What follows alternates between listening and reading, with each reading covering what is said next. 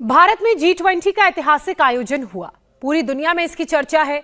World headline में Modi hero हैं। 2 दिन तक नई दिल्ली पूरी दुनिया का पावर सेंटर बनी रही। आज मोदी की मुलाकात सऊदी के क्राउन प्रिंस से होने वाली है। स्ट्रेटेजिक पार्टनरशिप पर बात होनी है। 2 दिनों में नरेंद्र मोदी इंटरनल पॉलिटिक्स के बारे में एक शब्द तक उन्होंने नहीं कहा। उनकी पार्टी भी करीब करीब खामोश रही, जबकि कांग्रेस ने बिलो द बेल्ट अटैक किया। इन 2 दिनों में राहुल गांधी यूरोप जाकर हिंदू धर्म पर लेक्चर दे आए। कल से मोदी का पॉलिटिकल जवाब आएगा, लेकिन उससे पहले जनता का जवाब आ गया है। वर्ल्ड लीडर मोदी की चुनावी जीत का कैलकुलेटर कैसे काम कर रहा है, नए सर्वे रिपोर्ट्स क्या कह रही हैं, आइए आपको दिखाते हैं।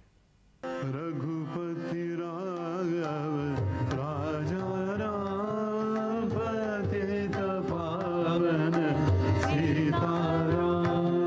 G20 का नई दिल्ली समिट सक्सेसफुल रहा। ये नरेंद्र मोदी के कट्टर से कट्टर विरोधी भी कह रहे हैं। पूरी दुनिया मान रही है कि 2 दिन के समिट के बाद नरेंद्र मोदी की वर्ल्ड इमेज एक स्ट्रॉन्ग लीडर की बनी है।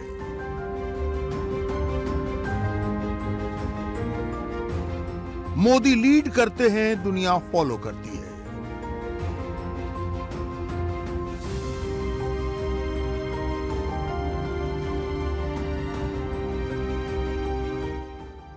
प्रेसिडेंसी का केवल सौंपता हूं।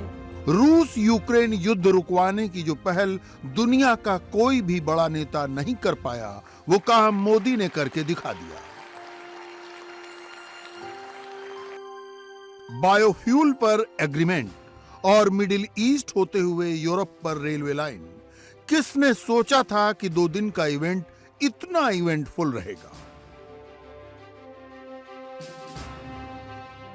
रूस और चीन के राष्ट्रपति दिल्ली नहीं आए तो G20 समिट का मरसिया पढ़ा जाने लगा।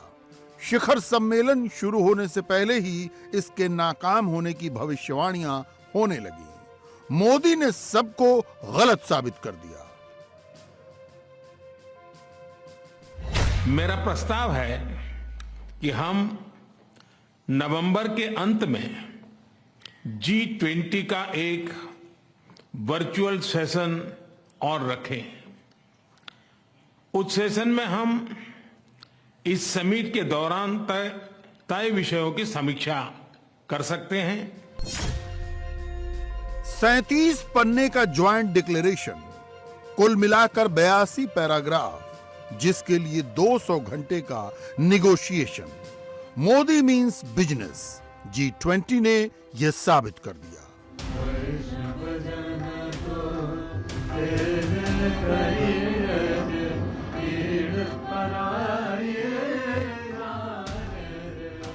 प्रधानमंत्री ने पूरी दुनिया के सामने भारत की जो नई इमेज बिल्ड की है, उसमें महात्मा गांधी भी हैं,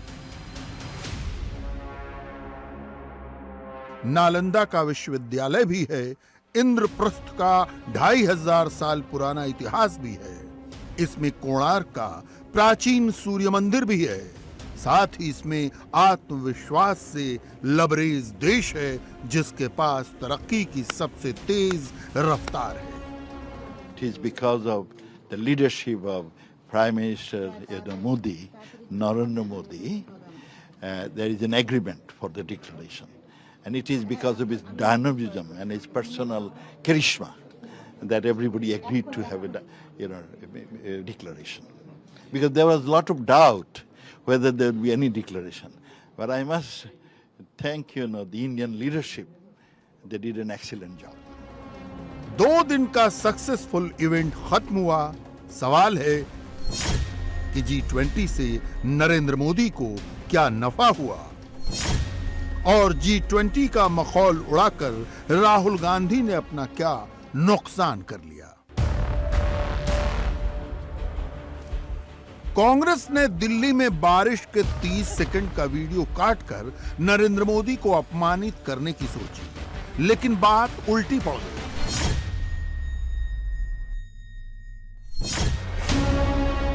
फैक्ट चेक में कांग्रेस का दावा फेक निकला।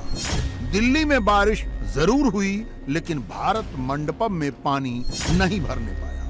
पंप लगाकर तुरंत सारा पानी बाहर कर दिया गया। फैक्ट चेक में पकड़े जाने पर भी राहुल गांधी की पार्टी ने कोई सबक नहीं लिया और प्रियंका गांधी वाड्रा ने राजस्थान जाकर वही आरोप रिपीट कर दिया।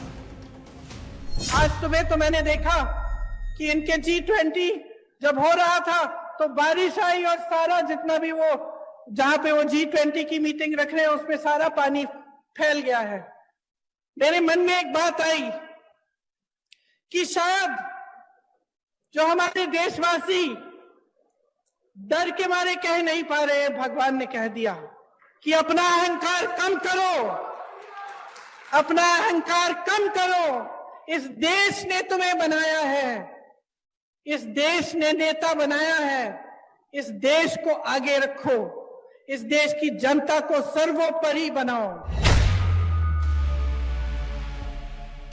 There is nothing Hindu about what the BJP does. Rahul Gandhi Brussels और पेरिस में घूम घूम कर नरेंद्र मोदी की आलोचना कर रहे हैं। There's nothing Hindu about what the BJP does. There's absolutely nothing Hindu about what they do. I think there, frankly, पहले से फिक्स किए गए सवाल पर फिक्स जवाब देकर राहुल सोचते हैं कि वो नरेंद्र मोदी की इमेज बिगाड़ दें। 7 समंदर पार हिंदू पर ज्ञान देकर राहुल सोचते हैं कि वो मोदी के वोट घटा देंगे। we will have to make examples of people. We'll have to make sure that some of the people who have done what they have done pay a significant price for what they've done. Rahul अपना और India alliance का क्या नुकसान कर रहे हैं या आपको आगे बताते हैं, उससे पहले देखिए कि मोदी क्या करते हैं। नरेंद्र मोदी ने नीतीश कुमार को बाइडेन से मिलवाया। प्रधानमंत्री ने झारखंड के मुख्यमंत्री हेमंत सोरेन की तारीफ की। स्टालिन को भी अमेरिकी राष्ट्रपति से हैंडशेक का मौका मिला। हिमाचल प्रदेश के मुख्यमंत्री सुखविंदर सिंह सुक्खू को मोदी ने गले लगा लिया। ममता बनर्जी भी प्रेसिडेंट की G20 डिनर में शरीक हुई। ये वो मुख्यमंत्री हैं जो इंडिया अलायंस के पार्ट और पार्टनर हैं। इन्होंने मोदी का इनविटेशन मंजूर किया, लेकिन कांग्रेस के 3 मुख्यमंत्रियों अशोक गहलोत, भूपेश बघेल और सिद्धरामैया ने पार्टी लाइन को देश के ऊपर मान लिया। इन सब का मतलब क्या है? नंबर के हिसाब से और चुनाव के लिहाज से मोदी ने क्या हासिल किया? 8 सितंबर, जिस दिन G20 के ग्लोबल लीडर नई दिल्ली एयरपोर्ट पर लैंड कर रहे थे, उस दिन नरेंद्र मोदी की ग्लोबल अप्रूवल रेटिंग 76% थी। मोदी के मेहमान जो बाइडेन 40% पर थे। ब्रिटेन के prime minister Rishi Sunak 29%, France के इमैनुअल मैक्रों 26% पर, जापान के prime minister Fumio Kishida 25% approval rating के साथ नई दिल्ली आए थे। G20 के बाद मोदी पॉपुलैरिटी चार्ट पर कहां हैं, इसे आपको एक बिल्कुल नए सर्वे से दिखाते हैं। मोदी के बारे में सबसे नया सर्वे कहता है कि नरेंद्र मोदी ही हैं पब्लिक चॉइस नंबर 1।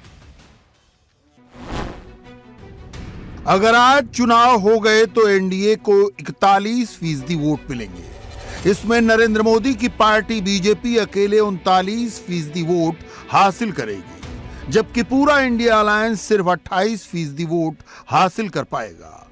इसमें कांग्रेस के करीब 11% वोट होंगे। इस सर्वे ने कांग्रेस को रेड सिग्नल दिखला दिया है। पिछले 71 साल की चुनावी राजनीति में ऐसा कभी नहीं हुआ कि कांग्रेस को सिर्फ 11% वोट मिले हों। 2014 में कांग्रेस ने लोकसभा में सबसे कम 44 सीटें जीती थी, तब उसे 19% वोट मिले थे। 2019 में कांग्रेस ने लोकसभा में 52 सीटें जीती थी, तब भी उसे 19% वोट मिले थे। सोचिए कि 2024 में अगर कांग्रेस को सिर्फ 11% वोट मिले, तब उसे सीटें कितनी मिलेंगी?